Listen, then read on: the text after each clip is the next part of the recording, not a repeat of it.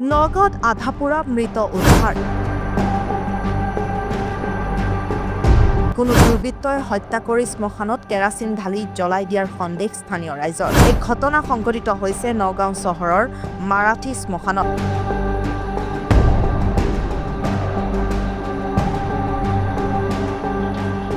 হৈবৰগাঁও আৰক্ষী উপস্থিত হৈ তদন্ত আৰম্ভ কৰিছে সমগ্ৰ ঘটনাৰ